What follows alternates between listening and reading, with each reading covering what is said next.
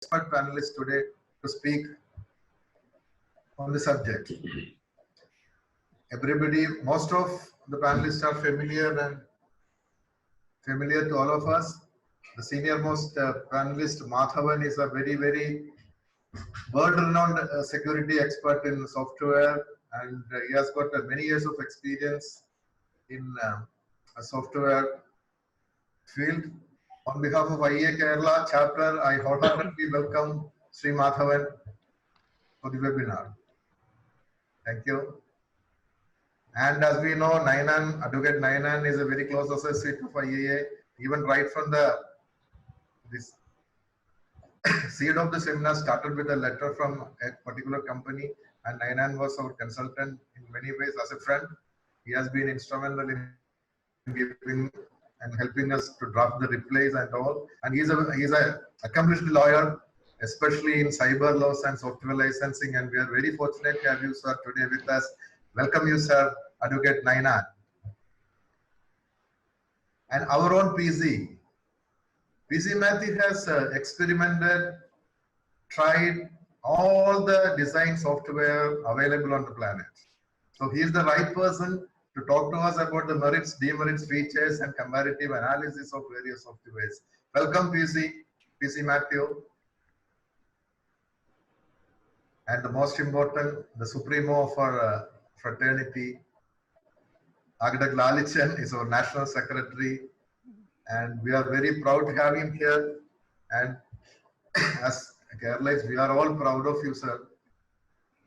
He will be talking more about the measures and methods IIA, the initiatives IIA national has taken at national level to prevent and save the members from the exploitation of various multinational companies, especially in the intellectual property field. Welcome you, sir, Lalichan. Thank you. And we all are here just because of one person. That is none other than Monolitha Chatterjee, the webinar director today. She has designed, dreamt, planned, and executed this webinar. And it's the first of its kind, and it is the first of in the series as well. And we can expect more surprises from her. And she has been instrumental in doing this seminar, and she has planned it meticulously, flawlessly. And thank you, Monolitha. Congratulations and welcome. Thank you, sir. Thank you so much. And obviously, I thank all my team members, EC members, secretaries, Binamol, Sutish, Nafal. All of us worked very hard and in a limited time. Probably we have decided to have this meeting probably days before, hardly a week. And we could manage it very successfully. And we have achieved this only because of the spirit, camaraderie of the EC members. Thank you, Binu. Thank you, Sudhish, again. And all the EC members, chapter chairman, center chairman, all of us, welcome all of you. And we are all here to hear from the wise men. They will be talking, and it's my duty to be silent now. Over to Monolitha. Thank you very much. Thank you, Gopakumar. As Gopakumar mentioned, this is the first of a series of webinars being planned on very critical issues surrounding our profession, which has always had a very important effect on our professional practice and has been unresolved at various levels. Here we have made a certain effort in our webinar series, as you will see across the several that we conduct, to have multidisciplinary panels such that we can try and solve situations across the board with taking expert opinion from different sides and different possibilities, looking at it not only from the architect's point of view, but from the other disciplines which can support us in many ways. We start off this session. This is the first of the IIA Kerala chapter's present committee's webinar, and we started off with the first presentation from Architect Lalichan.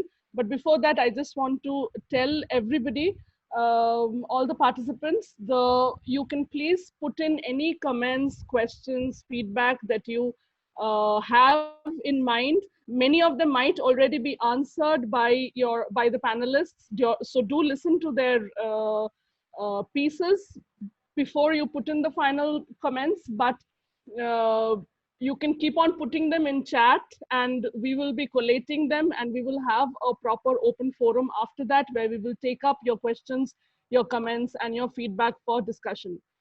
Architect Lalichan, well, how to introduce Architect Lalichan? He is been our leader for a very, very long time, and I have had a personal privilege to work under his leadership, both as at the center and for our national convention, and then even at the chapter level. And he is somebody who went to the national level representing us from Kerala, but he took the fight that architects have with several sides as his personal mandate to accomplish. And he has been behind many endeavors to protect the rights of architects and the way the professional practice operates. So I request Architect Lalichan to please explain to us the role that IIA has been playing in trying to deal with software compliance in offices, in our architectural firms and offices. Over to Lalichan. Thank you, Monolitha, for that, for your kind words. Good evening, all. Very much appreciate this effort taken by IIA Kerala chapter in organizing such a webinar. It's a very, very relevant issue. Software license and compliance enforcement is always a burning issue, especially in the architectural practice. I'll just quote what Autodesk says. Autodesk says India is the most promising market with huge opportunities in architectural engineering construction. They call it AEC sector, and in automotive media and entertainment industries. They claim that they have increased its business in the AEC sector by 2.5 times in the last 4 years. Their business in India is assumed to be around 150 plus million US dollars last year. But they still claim that 70% of the software used in the AEC sector in India are pirated. This claim is, of course, questionable. They also claim that 50% of the business that they do are generated from license compliance audits. As the Joint Honorary Secretary of IIA, I get regular complaints from members on threatening phone calls, harassing mails by personnel from the license compliance team of leading software companies. The modus operandi of the compliance team is similar across the country. Once they start targeting you, they start sending repeated emails and phone calls in a very impolite language and in a threatening tone. In many cases, we have found that the members under threat is not using any such softwares at that point of time. As a national organization of architects, IIA cannot promote or defend the usage of pirated softwares. We have made it very clear many times. Having said that, also, IIA will not allow its members being harassed or threatened in any manner under any circumstance. I repeat, IIA will not allow its members being harassed or threatened in any manner under any circumstance. Whenever we receive a complaint from our members on such issues, IIA assures to stand with them in their defense. But we request them not to continue the use of pirated softwares anymore. We also advise our members that they should not allow anybody from the legal compliance team of the software companies into their office premises and audit their systems. We would like to hear from the other panelists the legality of this. When we observe that such atrocities are continued even after the strong protest registered by IIA, the office bearers decided to call a meeting of the country heads of lead software companies at Mumbai in 2016. In the above meeting, IIA made it clear that we will not allow anybody to threaten or harass our members for whatever reason. We told them that IIA will not stand to promote illegal software. IIA campaigns among its members that they should use only legal softwares. But this cannot happen overnight, and it will be a slow process, we told them. We also told them IIA will not allow any audit being conducted in its members' office forcefully by the license compliance team. Any such moves will be prevented legally or by any other suitable manner. Autodesk has given its written Autodesk has given its written assurance that such inconveniences caused to IIA members will be avoided in future. After our meeting in Mumbai, I'll just read the letter, that sentence written by Autodesk by the country head. We would like to state that at Autodesk, it is our intent to avoid causing any inconvenience to the members of IIA and to take necessary steps in that regard. IIA has pointed out that the root cause of piracy is the exorbitant cost of the softwares. The company's representatives replied that the cost aspects of the software are beyond their control. The representatives from the companies promised to address any grievance brought to their notice immediately. For at least 1 year after the meeting, things went smoothly. But later on, when the country heads changed, things started changing again. But we need a permanent solution for this. If we need a solution, we should look, what is the problem? What is the real problem behind this? The major reason why people are opting for illegal software is due to the unaffordable cost. But there are softwares which are moderately priced or rather free available in the market. Then why some people are opting for pirated copies of costly softwares? The main reason is that they are trained in these softwares while studying in colleges. The lead software companies supply the softwares to the education institutions at moderate costs or even free. They give free tutorial versions to the students during the course. Once the students are trained in these softwares, they prefer to work on the same platform once they come out of the college. But then they realize that the cost of such softwares are very high and cannot afford. At this point of time, at least a few may opt for pirated ones for a while. What is the solution? The educational institutions should stop giving training in costly softwares. They should train the students on cheaper versions or free softwares. The students should be made aware of the legal issues of using pirated softwares. The students should be introduced to all available softwares and their prices in the market. There should be continued efforts to impress upon the software companies to market their products for affordable or reasonable price.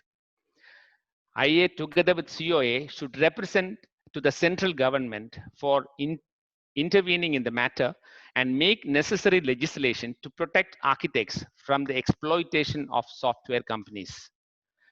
I think it was a mistake to have brought intellectual property rights issues in the WTO through TRIPS agreement. TRIPS means trade-related aspects of intellectual property rights, which was signed by India. But the silver lining is that while signing the GATS, the General Agreement on Trade Services, India reserves the right to exempt any particular service which they think necessary. We need to impress upon the government to exempt AEC sector, architectural, engineering, construction sector, from the ambit of this agreement, so that such multinational companies can be controlled in their operation in the country. Let me conclude by proposing a dream solution for the issue.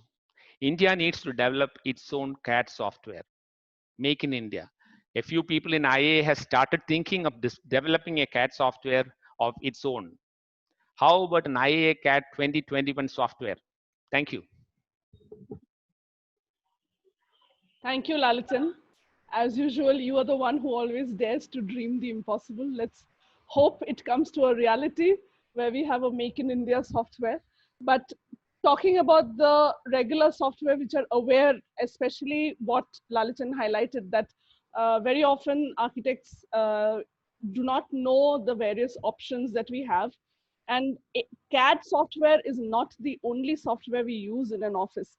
I would request architect PC Mathew, he's partner Design Combine, practicing in Cochin, and he is somebody who has been working with software for the last 20 years. He was instrumental in graduating Design Combine completely into a CAD environment. He has experimented with many softwares, not just CAD, also the other supporting softwares that we need in an architectural office. So I would request architect PC Mathew to please give his small presentation on the various softwares we need in an architectural firm. Thank you, Monolitha. Thank you, Lalichan. It was a wonderful opening statement that you made. Thank you for the opportunity you've given me. Okay, I'll just shift to, I'm just sharing my screen. I'll just shift to my PowerPoint. Yeah.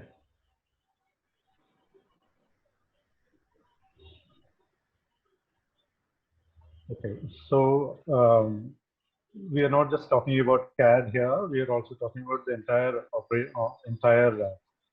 software compliance. So we'll start with the operating system, and then the CAD, and then all the parametric softwares, and the 3D creations, and the rendering engines. The office tools like Word, Excel, and the image editors, the PDF editors, and mail software. These kind of cover the list of the software normally small to medium size architectural office would need. Okay. So first I will go to the operating system. At present, until unless you are on Mac, Windows is the only other option. Mac has its own software, and most of the CAD also operates in Mac. But I'm not going into detail about Mac. I'm only talking about Windows, and of course the Windows. Most of the software that we need come under Windows or Mac. So we are kind of stuck with having to have Windows for most of our technical machines. And we can, of course, go with Ubuntu and the Linux-based operating systems for the other supporting machines like the front office or maybe even accounts, so which are open source, and some of them are free. Another thing is the server software that we use. A lot of the offices are still based to have servers for backing up their, use it as backup servers, where some of the new offices are shift to cloud or other kind of servers. So if you have servers, I'm sure quite a few of the offices would have Windows in them, and most of them are pirated to my knowledge. We can shift to Linux-based servers, which work perfectly fine. So that is something I just wanted to bring to your notice. Then coming to CAD, of course, Autocad is the leader, the industry leader for any CAD. We all need CAD. At least most of the offices are still based on CAD for their regular drafting and production. So the alternates to Autocad are, to list a few, I've marked out some of them: BixCAD, DisabilityCAD, ProGCAD, Cadian, CMS IntelliCAD, ActCAD, and CorelCAD, to name some of them. There may be a lot more. All these alternates are, most of them are based upon the IntelliCAD engine, which each of the companies take and develop to bring their software. So whoever works harder at it gets a better, they come up with better software. So coming down to AutoCAD, of course, everybody knows it's the standard. So AutoCAD, if you look at it, I can say that AutoCAD kind of defines CAD. Now, for the last couple of years, it comes only in subscription format. So a subscription of a full version of AutoCAD works out to about 73,000 per year per seat. And AutoCAD LT, which is a very light version of AutoCAD, with just 2D. It's a very basic CAD. You can't do multi-lines, you don't have 3D, you don't have dynamic blocks, you can't create dynamic blocks, and attribute extraction is quite difficult, and no lists commands in that. So that works out about 17,000 per year per seat. And they also have the AEC, what they call the AEC, Autodesk Architecture, Engineering, Construction Collection, which the entire collection works out to 2.5 lakhs a year per seat. That includes Revit, Civil 3D, Autocad, Max, Formit Pro, InfraWorks, Navisworks, etc. So people who can afford and who want the best of the lot, yeah, they can go with this, but it's, as you see, it's quite expensive. This 2.5 lakhs per seat is probably way out of budget for most of the firms here. So, of course, when we come to options, one of the premier options for CAD is the BricsCAD, which it's a very well-developed software. They work quite hard at the basic IntelliCAD engine, and they come out with revised and updates very regularly. And they have both subscription and perpetual licensing. So yearly subscription is around 37,000 a year, and perpetual is about 63,000 a year. And if you take a perpetual license, I think it comes to around 15,000 or so to keep on upgrading to the newer version every year. So it is probably half or less than half the price of AutoCAD, and it works quite well. I've tried it myself. And they also have the BIM, the building management software, which has the entire BIM module put into the thing. So that comes to about 1.3 lakhs for a perpetual license. So this is option one. And we have ZWCAD, which is fairly well established in the market with active presence in Cochin, in Trivandrum, I think, in most places and most cities in India. They're present. It's a China-based company. It works out to 40,000 and 35,000 for their standard version. They only have perpetual licensing, so approximately about 15,000 rupees as upgrade. And the latest version of ZWCAD works quite smoothly. So it'll always be one step behind AutoCAD, as you can imagine. But of course, I think for the price you pay, definitely worth it. Next would be from the CorelDRAW family. CorelDRAW, a lot of people are, especially my age group, people are all familiar with CorelDRAW. So CorelCAD is the CAD from them. It's again based on IntelliCAD engine, and price almost the same, around 39,000, including the GST, and yearly upgrade costs about 11,000, so which is quite affordable, but again, not the cheapest. So the cheapest I have found so far in India is a software called ProGCAD. This is from the website. The price list as shown is from the website. ProGCAD, the full version costs only 10,000 rupees per seat. And if you see, if you take a lot of licenses together, you get it much cheaper. And you can have these unlimited one-site license and unlimited country license for large establishments. So this is for CAD, and then of course the other options of the CADian. Lalichan was talking about India-based CAD. ActCAD is a Hyderabad-based developer who does IntelliCAD updates. Priced quite reasonably. You can always. I have not tried it for too long, so I've just downloaded it a couple of days back, and just still trying to work on it. It works, say, as smoothly as BricsCAD or ZWCAD. but definitely worth a look because of the price and being an Indian company. Maybe IIA can work with them. Yeah. These are the CAD, and then I'm going in detail into Revit because that is a one-off, or even MicroStation, which a lot of people are familiar with, especially people who have experience in Dubai.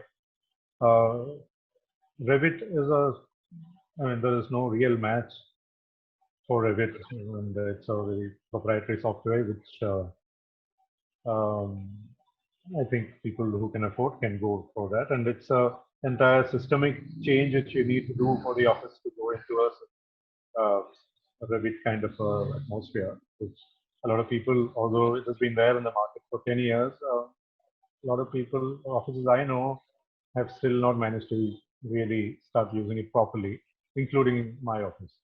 So, one software which I think most architectural offices have started using in the last 5 or 6 years and become an essential tool is SketchUp. And it has become, initially when it was launched, it was free, and then now it is a paid version, and it is 53,000 for the classic license. And it can also be bought on subscription of 23,000 rupees. The alternates for SketchUp, of course, one is from the Autodesk themselves. It's called Format, and they're still developing it. It comes as a package with the entire AEC collection, so it's only available to people who can afford that. You can work at this format on directly on the net. It's free to use. And BricsCAD also has a software called BricsCAD Shape. That's also in the developing stages. I wouldn't say it can replace SketchUp immediately. This format can open SketchUp files also. Okay, so this is one software that I think most offices have in SketchUp. Okay. Now comes the rendering part of it. Most of these Lumion is one software which can take your files from Revit or SketchUp and make it into rendered photo-like images. And this, I was not aware of the software even about two or 3 years earlier, and even I only started experimenting with it in the last couple of weeks, maybe a month. But people, I think the students have brought it with them. I think it was given free to most of them, and it is quite a well-developed software for rendering and walkthroughs, and it's quite very fast to get these images out of there. It is not as complicated as the Max, 3D Max, which comes with Autodesk. Yeah, so a lot of takers for this, but of course the price and the predatory of their approach might be a problem. So the price with 2.5 lakhs for the new 10.3 Pro version is quite a bit for any office to afford. As I would say, this is a tertiary software in the sense it's not the primary software of the office. So coming to a rendering software, when you have to pay this kind of money, I don't know how people can afford it. The option direct competition is Twinmotion, which was free till last December. The new update is free for people who had the previous version, but otherwise it costs about $500 to download presently.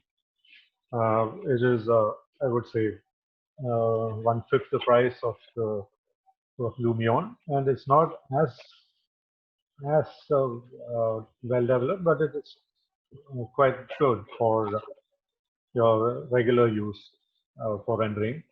I've taken outputs and I'm quite happy with them. The library is limited, and you need to be a bit of an expert, and you need to really figure out how to import more stuff, more library of trees and all into it. So that's one feedback I have about this.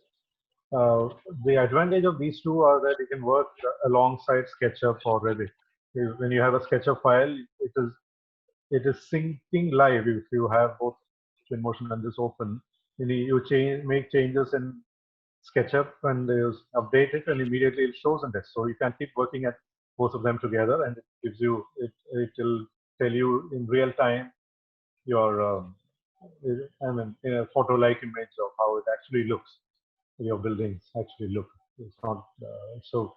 It's quite fascinating for architects who are designing with the sun angle and everything. You can adjust the time of the day and the place, everything. Adjust.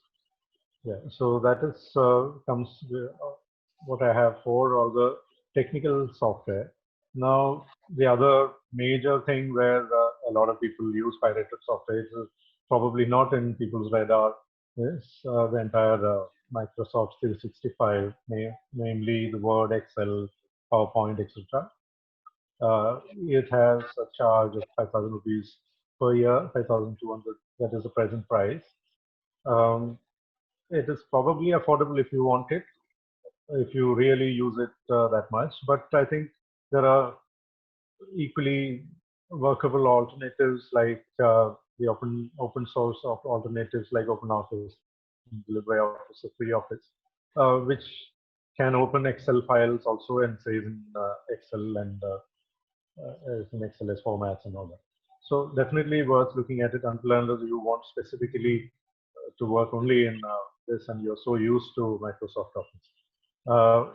If you buy one license of Microsoft Office, I think you can probably use it in 5 machines also. So that should take care of your license issue, and all the other machines you can probably use all these other software. They are free to use.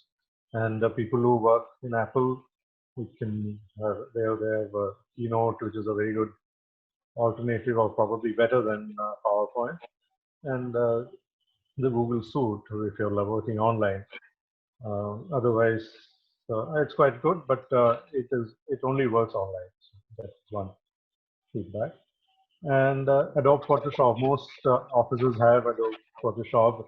Since it is not something which we use every day, I think a lot of people don't have license for this, which is definitely, these are all trackable. So please don't use unlicensed versions. It costs 2,500 rupees a month if you want to go monthly. Otherwise, 19,000 rupees a year. You can use it for 1 month and switch it off if you don't want it. If you want it specifically for something, you can use it for 1 month and keep off.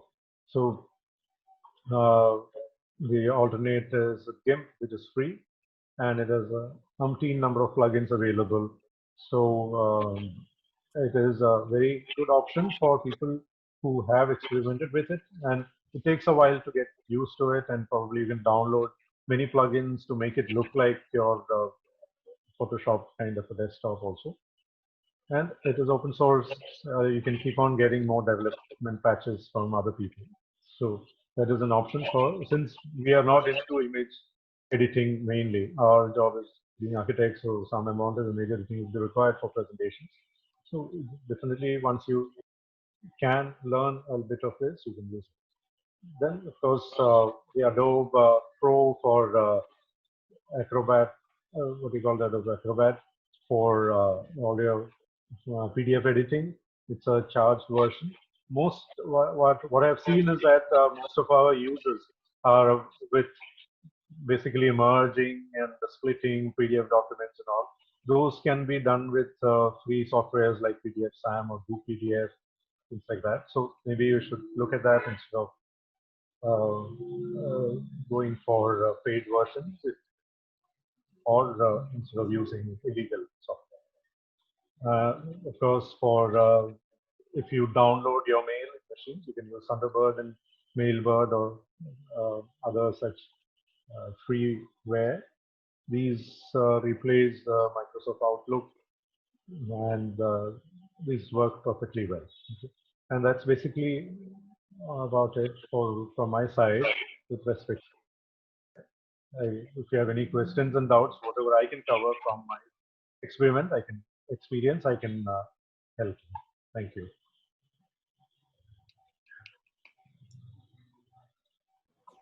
Thank you, PC. Yeah, this was a overall picture of some of the softwares. Of course, not all the softwares, But I would like to move now on to our software security specialist, Madhavan Sukumaran.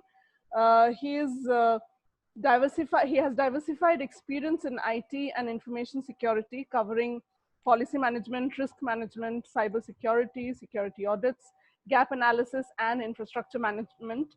And he's going to help us figure out how to work out certain software systems within our office. I have already communicated to him that one of the major problems software architectural offices have is that we don't have a dedicated software management person, because we don't have, usually it is a group of architects with maybe a couple of draftsmen. That is the structure of an architectural office. And because of that, many times there are many sides of softwares which we as architects are not aware of. And Madhavan will help us understand those a little better. Madhavan, can you please take it away? Madhavan? I hope I'm audible. Yeah, you are. Thank you. Taking on from where, from the list of software that has been put through, in real practice, in any organization, the downloads do happen. The internet provides umpteen sources from where you can download. And what is downloaded remain in the machine without you knowing what are the legal implications. The software which is free today becomes chargeable. The people who download do not read it, and that's how the problem builds up. The list of software which has been we have gone through are just the tip of the iceberg. One of the problems which can face any organization, it's not restricted to the architectural offices alone. It is true for most of the offices where the thrust is on the creativity of the work, especially architectural offices are a creative zone. So the effort goes into the creative part rather than into the infrastructure. So I just putting the point here in terms of what is that you can do in terms of ensuring things in order. Just to put it in a very simple form, rather than using the IT jargons. IT infrastructure includes hardware, software, and services. Unknowingly, sometimes you may not buy a software, you will only buy a service, like a file transfer service or a mail service. When you buy mail service, you get disk space bundled along with it, like Google Space, disk space, and so on.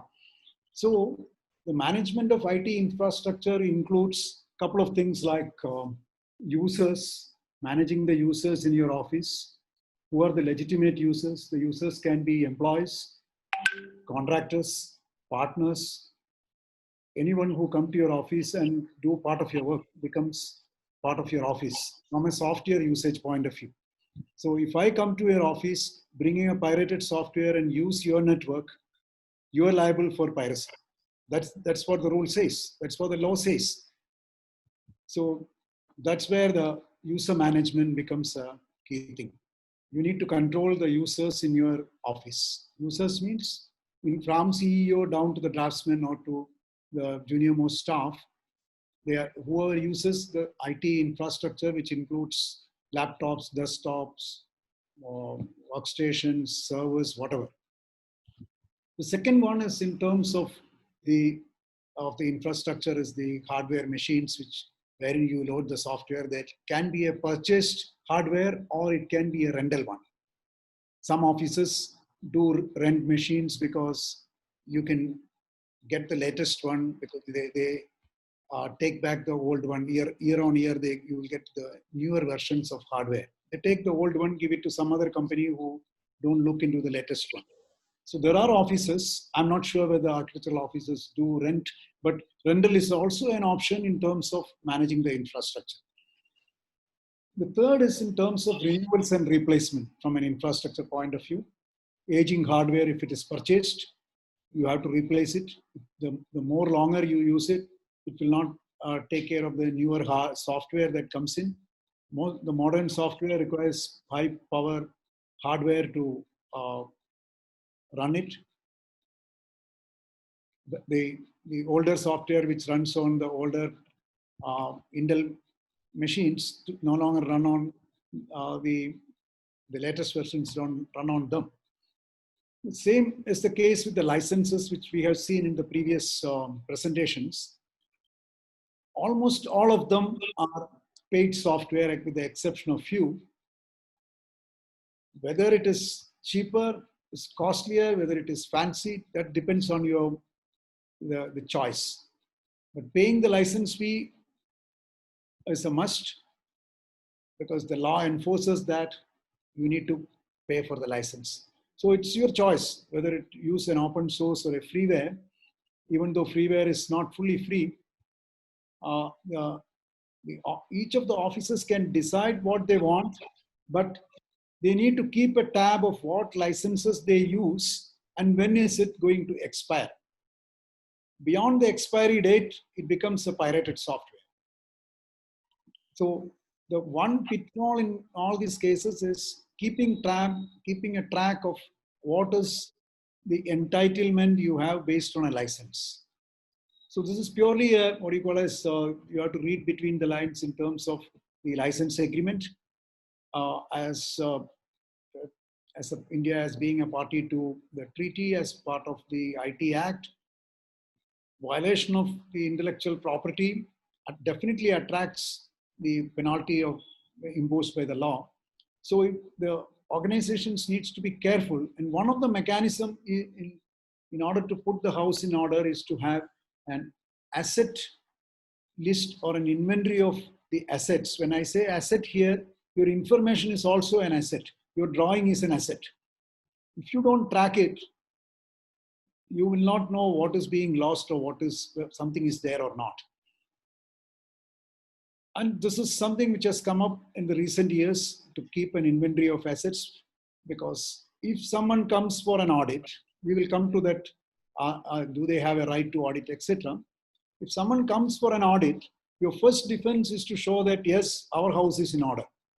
If you have a system of inventory to keep tab of the hardware and the software and the services with its expiry date, with its contact numbers, with its agency who control it, the number of users, the number of seats, whether it is multi-seat licenses, network-based licenses, name-based licenses, and so on, that if you maintain such an inventory, part of the problem will be solved. I'm not saying it will solve the complete set, but part of the problem will be solved. The next in line is managing the network. Any office will have a network, whether it is a wired, what we call as local area network, or a wireless network. Wired network is more safe because you need a cable to connect. There will be designated ports. You can disable the port. But wireless is not that. Keeping the passwords of Wi-Fi. Most offices will have a password of a Wi-Fi known public. They might not have changed the password which has come with it. I'm not saying all the offices, but these are the area which keeps the stuff keep the stuff open-ended. You don't have to get into your office if you want to use the Wi-Fi. You can sit in the car outside and use it. From a security perspective, using a Wi-Fi has to be taken very seriously. So if you're using Wi-Fi, you definitely need to keep track of it. So the last point in some terms of IT infrastructure is to define your office procedures and policies. Who can use your network? Who can use your software? Can employees use it? Are all the employees entitled to use all the software? So that policy needs to be documented, because in the absence of a policy, an audit, during an audit, if at all you have to face it, all these questions will point to the fact that, yes, you don't have a system in place, and that will be pointed out during, if it goes to a court of law or tribunal or whatever.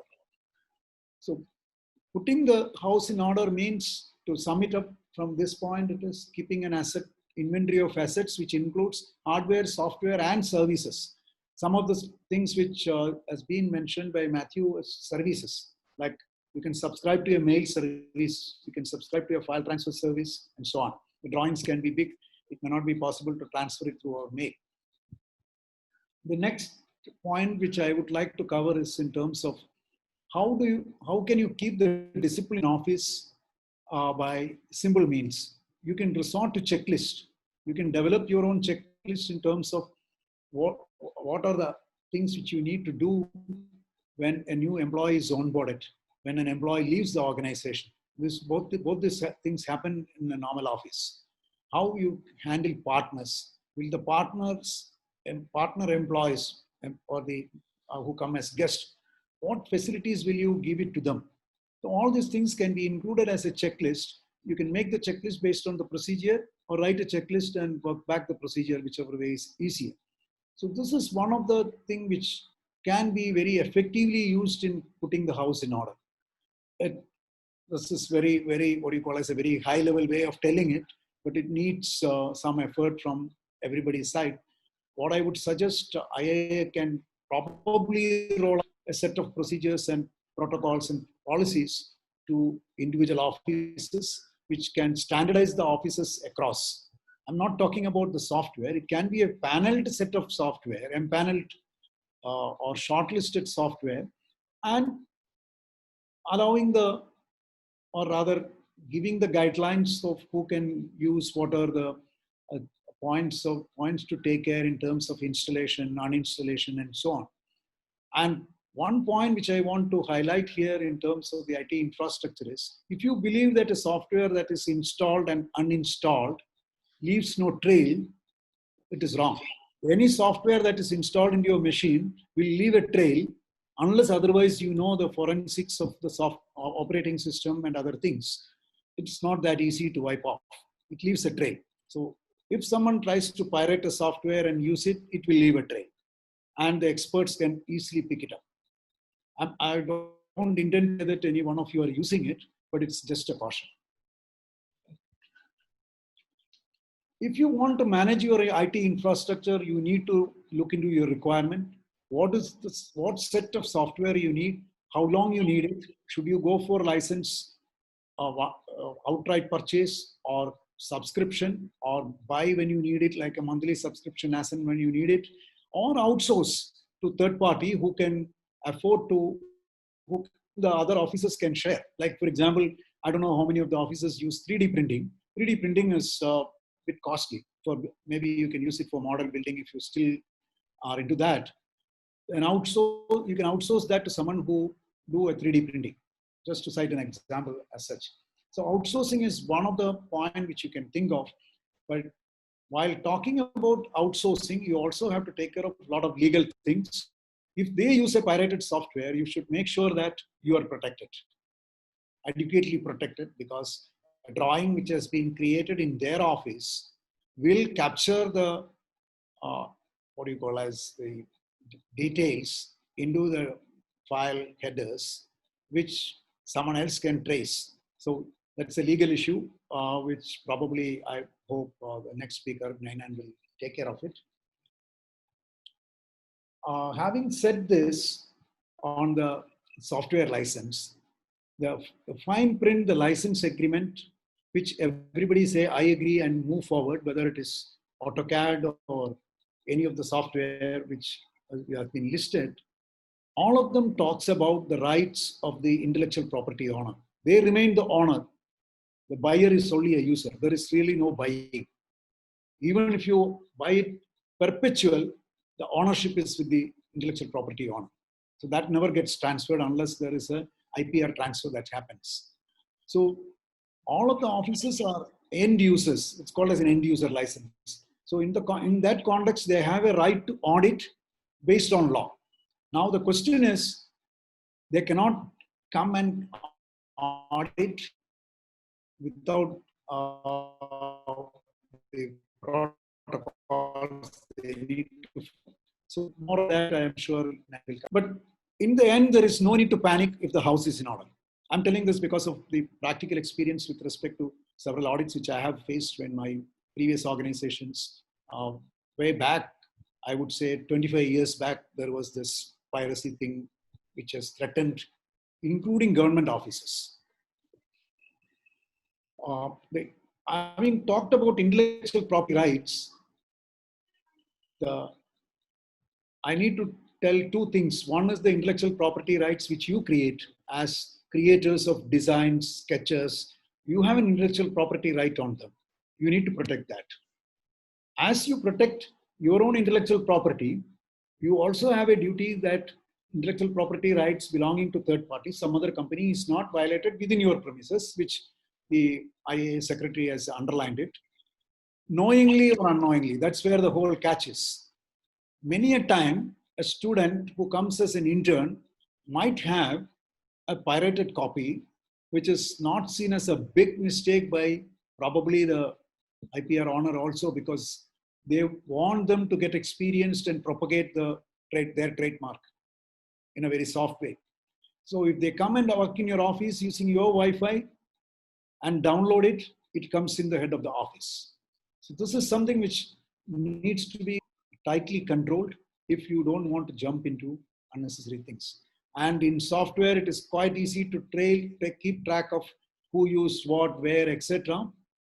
While doing a download, they keep track of how many times an organization has downloaded, silently build the proof. I'm not talking about any specific organization here. It is the norm.